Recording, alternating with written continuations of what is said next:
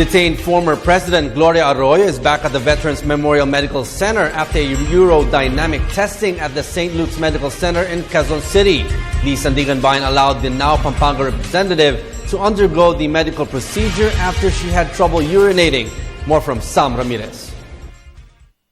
Former President and now Pampanga Representative Gloria Macapagal Arroyo visited St. Luke's Medical Center in Quezon City to undergo a urodynamic test, a procedure that looks if the bladder and urethra are performing their function of storing and releasing urine properly. Arroyo arrived around 2 o'clock in the afternoon. She was transported from the Veterans Memorial Medical Center to St. Luke's. She was with her husband Mike Arroyo and her son, Congressman Datu Arroyo, among others. This was made possible due to the Sandigan Bayan's decision to grant Arroyo's request to undergo the said test. Attorney Modesto Ticman Jr., Arroyo's lawyer, the urodynamic test is not being offered at the VMMC, where Arroyo currently stays under hospital arrest.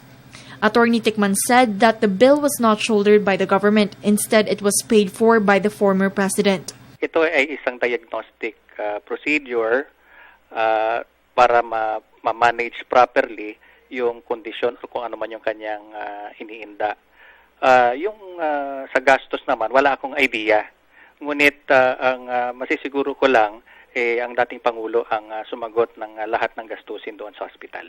A urodynamic test from St. Luke's can cost up to more than 16,000 pesos for a patient above 40 years old. Arroyo started to have these complications back in April when she was diagnosed with urinary tract infection or UTI. Yung discomfort na ito ay nagresulta sa hirap niya sa pag-ihi.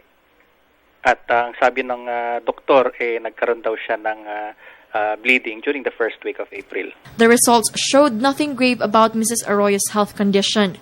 However, the doctor advised her to take some medicine and undergo bladder training exercise. Ang ibig sabihin nito, pag naiihi ang isang tao, or more particularly si PGMA, kailangan mo na niyang pigilin ito for a number of minutes. Itong exercise daw na ganito ay makakatulong para sa pagbuti ng kanyang kalagayan. Yung initial result ay hindi naman talaga masyadong nakakabahala. Arroyo stayed a little over an hour at St. Luke's. After the test, GMA was immediately transported back to VMMC.